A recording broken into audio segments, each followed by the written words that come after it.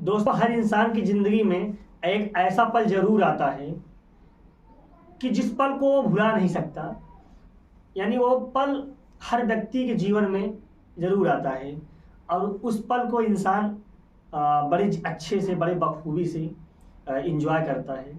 जिस कहानी की मैं बात करने जा रहा हूँ, यानी इस कहानी को, इस पल को, गुजरे हुए, बीते हुए इस वक्त को, इस घड़ी को इंसान भूलता नहीं है, क्योंकि यह दिन एक ऐसा दिन होता है, एक ऐसी रात होती है कि कहें तो जीवन भर याद रहता है इंसान को। और शायद दुनिया का कोई भी ऐसा व्यक्ति होगा जो इस रात को, इस वक्त को भुला पाता होगा। और मैं यह नहीं कह रहा हूँ कि यह पहली घटना है। ऐसी घटनाएं अक्सर हो जाया करती हैं जब किसी को अचानक से पता चले कि सुहाग रात पर कोई दो के अलावा तीसरा भी व्यक्ति है जो अपनी आंखों से इन सब चीज़ों को देख रहा है।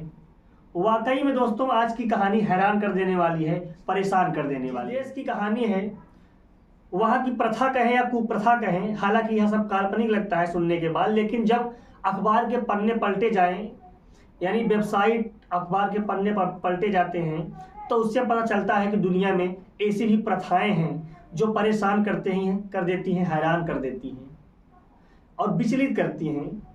आदाब, नमस्कार दोस्तों, सत श्री अकाल। मैं नीरज शर्मा।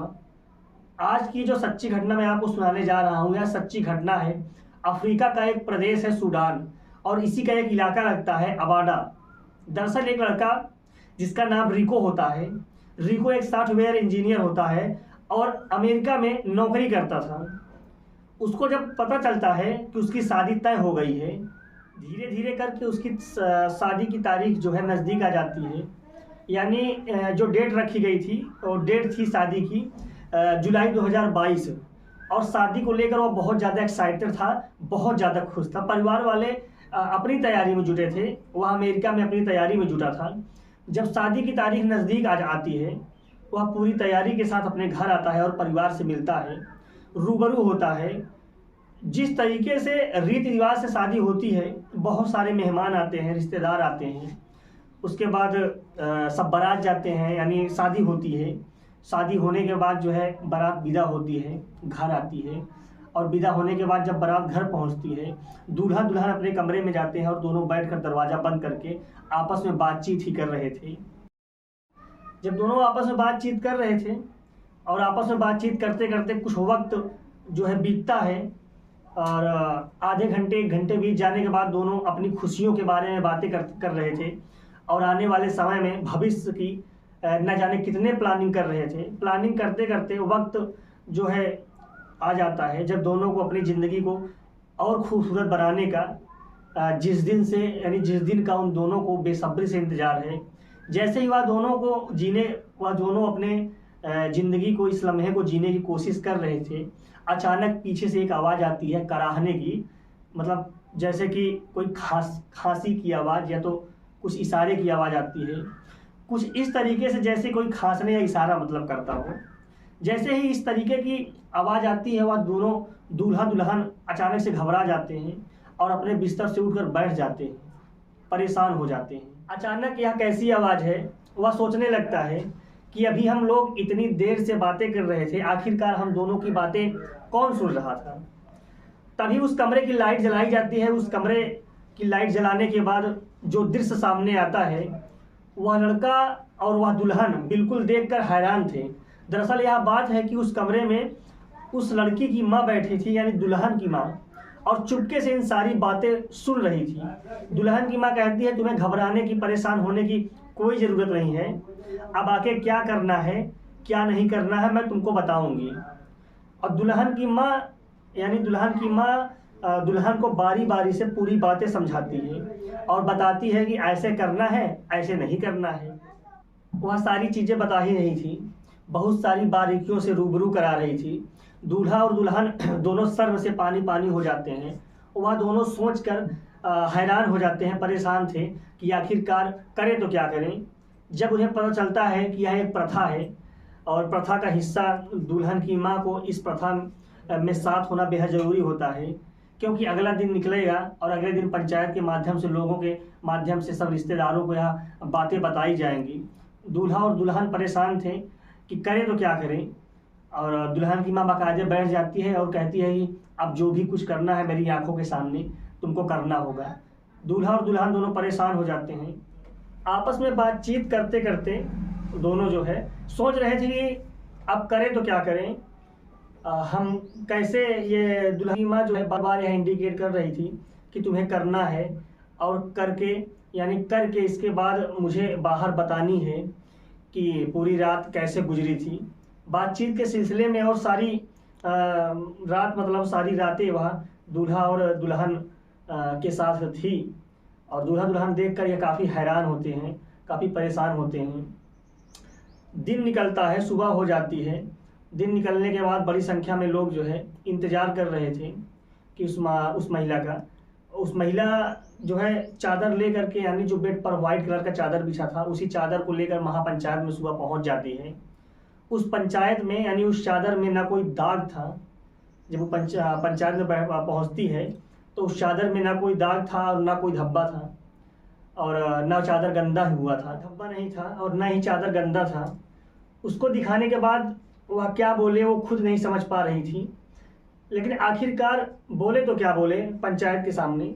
जब पंचायत में के लोग यानी पंचायत में लोग, रिश्तेदार, सब लोग, परिवार के लोग बार बार उस महिला से पूछते हैं, दबाव बना रहे थे उस महिला पर, तो महिला कहती है कि जो भी रात का हाल था आंखों देखा हुआ तो आपको बताना ही पड़ेगा।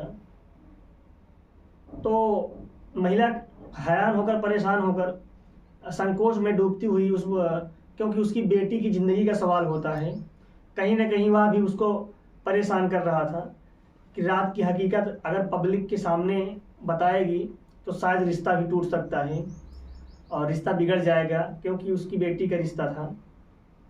लेकिन उस महिला ने भी उस समय बड़ी सूझबूझ से काम लिया और उस महिला ने कहा कि जो भी हुआ था रात को ठीक ही हुआ था। उस महिला से शुरू में यानी शुरू से आखिरी तक की पूरी बातें पूछी जाती है, तो अब महिला ये सब चीज़ें बता नहीं पा रही थी। इस वजह से रिश्ता टूटने की नौबत आ जाती है। दूल्हा और दुल्हन पंचायत में मौके पर मौजूद होते हैं और दोनों कहते हैं कि हम एक बार से फिर मौका देंगे।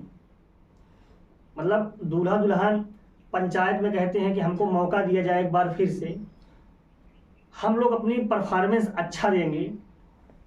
हैरान और परेशान कर देने वाली बात यह है कि यह कैसी प्रथा है, पति पत्नी के बीच में कोई तीसरा भी होगा और परफॉर्मेंस अच्छा देगा तो हद तो तब हो जाती है जब दुल्हन की माँ नहीं होती है और उसकी जिम्मेदारी पड़ोस की एक महिला को दिया जाता है कि दुल्हन यानी दूल्हा दुल्हन के बीच में तुमको रहना है और बातचीत से लेकर क्या कैसे हुआ है सारी रात की बातें तुम्हें सुबह में पंचायत में बतानी। यह शादी टिक जाती है, रुक जाती है, क्योंकि उन लोगों को दोबारा मौका मिला था, पंचायत ने दोबारा मौका दिया था।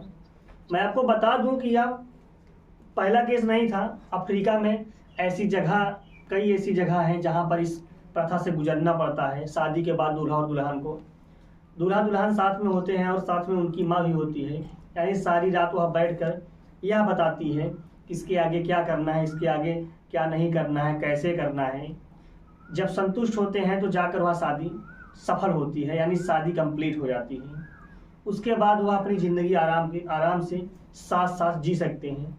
बता दें कि बहुत सारे मामले ऐसे भी होते हैं कि रिश्ते टूट भी जाते हैं। वहाँ की प्रथा ऐसी ही है। प्रथा को लोग सुनते हैं तो लगता है कि यह प्रथा किसने बनाया, क्यों बनाया। यानी दूल्हा दुल्हन के बीच में कोई तीसरा रहे और सारे दृश्य को सारी रात अपनी आंखों से देखे, अपनी आंखों के कैमरे में कैप्चर करे, सुबह निकलते ही वह पंचायत को सारी चीज़ें बताए। ये कैसी प्रथाएं हैं, शायद मेरे समझ से बाहर है। आप लोग खुद सोचिए कि ये प्रथाएं कैसी हैं, क्या इस प्रथाओं को चलना चाहिए, प्रथाएं अच्छी हैं या बुरी हैं। दोस्तों, इस घटनाक्रम को सुनाने का उद्देश्य किसी को परेशान करना नहीं है, किसी का दिल दुखाना नहीं है, बल्कि आपको जागरूक करना है, आपको सचेत करना है कि दुनिया के अलग अलग, अपने ही देश में जैसे देख लीजिए राजस्थान में, मध्य प्रदेश में अलग अलग प्रथाएं हैं जहाँ पर सुनने में लगता है हैरानी भी होती है, सुनकर परेशानी होती है। वैसे भी देशों में भी ऐसी प्रथाएं हैं। दोस्तों, आप इस प्रथा को प्रथा कहें या कुप्रथा कहें, क्योंकि आप भी इसमें अच्छा फैसला ले सकते हैं और यह ज़रूर बता सकते हो कि आपको इसको प्रथा में रखना है या तो कुप्रथा की लिस्ट में रखना है, किसको हटाना चाहिए, इसके बारे में मैं क्या कहूँ। मैं खुद ऐसी कहानियों को सुनकर, ऐसी घटनाओं को सुनकर हैरान रहता हूँ, परेशान रहता हूँ। दोस्तों, अपना ख्याल रखिए, सावधान रहिए, सतर्क रहिए, सुरक्षित रहिए। जय हिंद, जय भारत।